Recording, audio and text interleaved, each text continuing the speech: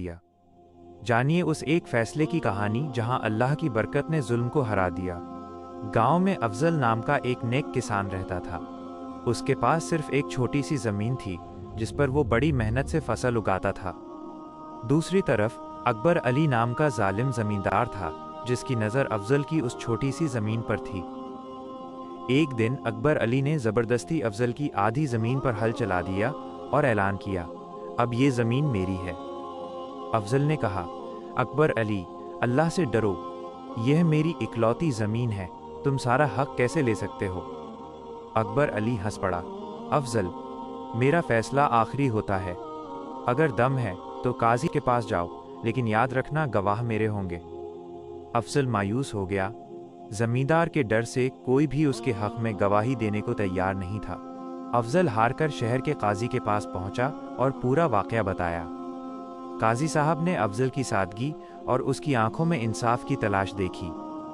काजी ने अकबर अली को बुलाया।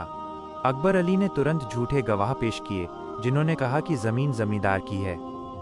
काजी ने दोनों की बात ध्यान से सुनी। फिर उन्होंने एक अजीब और हैरत अंगेज़ फैसला सुनाया। अकबर अली, गवाहों के मुताबिक ज़मीन तुम्हारी है, लेकिन मैं तुम्हें सिर्फ एक शर्त पर ज़मीन का मालिक मानता हूँ। ज़मींदार मुस्कुराया, कैसी शर्त जनाबे काजी?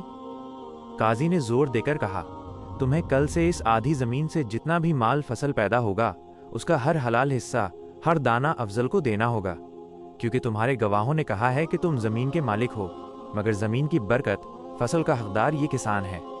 ज़मींदार का चेहरा पीला पड़ गया। अकबर अली ने पूछा, ये कैसा फैसला है? ज़मीन मेरी और फसल किसी और की? काजी साहब ने जवाब दिया, इस्लाम कहता है ज़मीन का मालिक वही है जो मेहनत करे और उस पर हलाल तरीके से जान मारे।